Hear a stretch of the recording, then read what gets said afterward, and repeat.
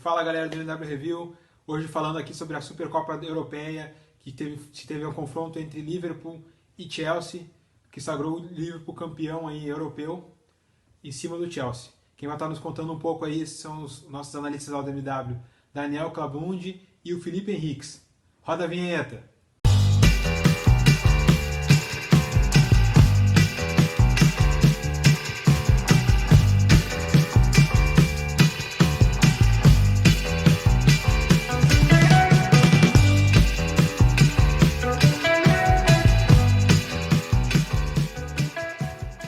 Fala galera da MW Futebol, tudo bem? Bom, chegando aqui Felipe Henriques para falar sobre o Chelsea, que perdeu para o Liverpool a Supercopa da UEFA na última quarta-feira, deu 5-4 nos pênaltis. Alguns detalhes que podem ser observados desse trabalho do Lampard nesses dois jogos oficiais, né?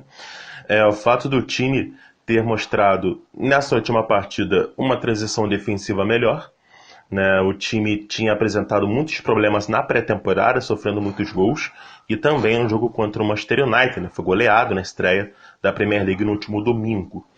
O time atuou com linhas mais baixas, teve uma proteção maior à sua área e, a partir disso, um controle maior no meio de campo, fazendo com que Jorginho, Kovacic e principalmente N'Golo Kanté tomassem conta do setor, tanto na fase defensiva quanto na ofensiva. Inclusive, destaque para o Kanté armando o jogo pelo lado direito, auxiliando a descida do Azpilicueta, eventualmente também entrando na área, ou seja, um cara que vai ser muito importante. Claro que o Pedro ocupa aquele corredor, mas é um cara que pode contribuir bastante fora. É o grande cara do Chelsea nessa temporada, com a venda do Hazard.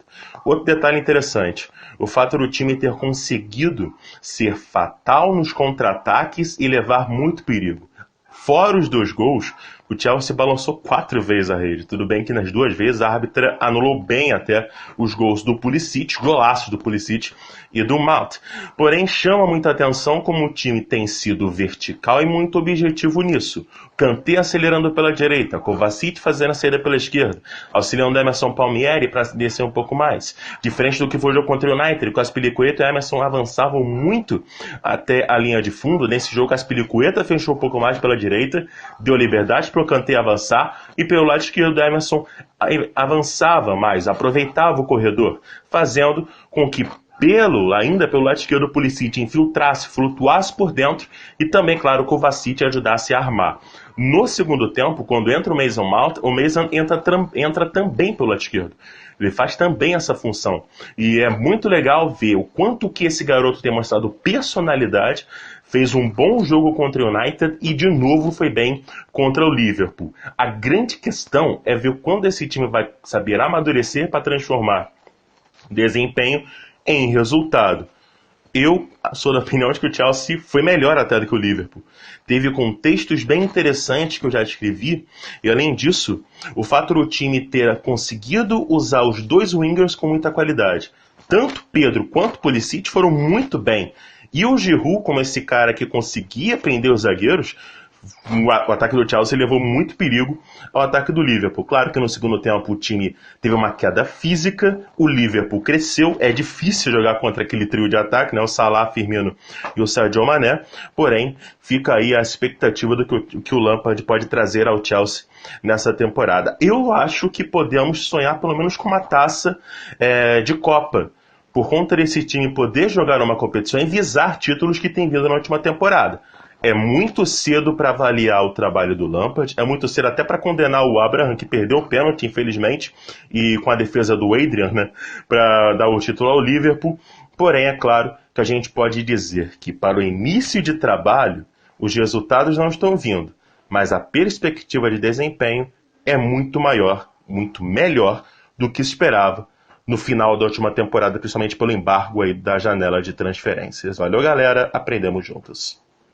Uma movimentação muito interessante que a gente pôde ver aí foi a famosa pressão do Liverpool, né, na saída de bola do Chelsea, mas com uma movimentação do Robertson um pouco diferente pela esquerda, onde a equipe formatava a área, né, delimitava a área onde era feita a marcação E o Robertson tinha a liberdade para sair da linha de 4 de marcação e avançar fazendo perseguições no Pedro, né, no jogador mais aberto pela direita do Chelsea, até tirando um pouco da velocidade do Pedro, né, que de costume, um jogador que tem uma alta capacidade de drible também.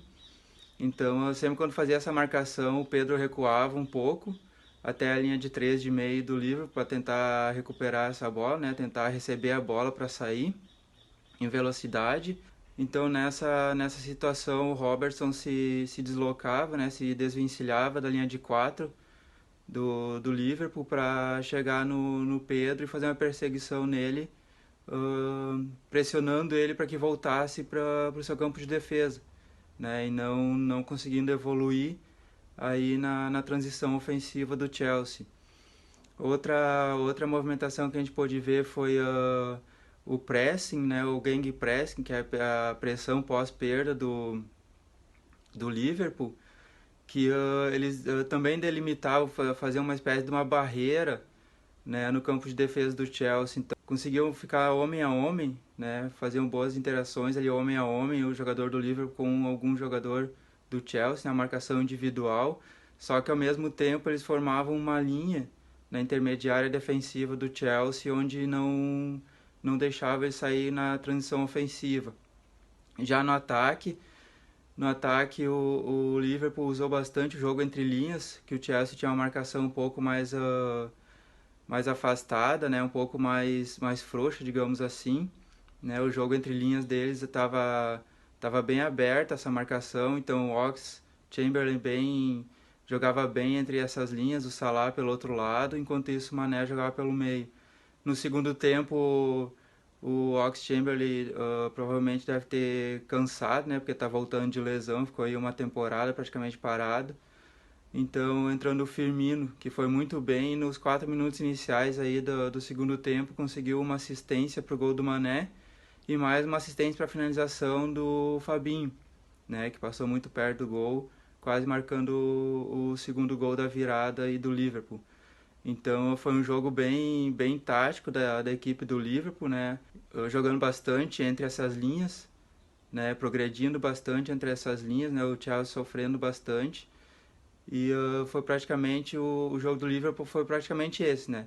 Marcação bem compacta, delimitando a área onde deveria estar a bola, né? Não deixando o Chelsea sair dessa área delimitada. E com o Robertson muito bem na marcação do Pedro. E depois o Firmino, né? Jogando muito bem no que ele faz de melhor, que é o jogo, aquele falso 9 recuando e armando as jogadas, né? Aí abrindo espaços aí para os seus companheiros. Então esse foi a análise tática feita pelos dois analistas da DMW sobre esse jogaço que foi Liverpool e Chelsea. Espero que tenham gostado. Não deixem de curtir o canal, dar aquele like e não se esqueçam, aprendemos juntos!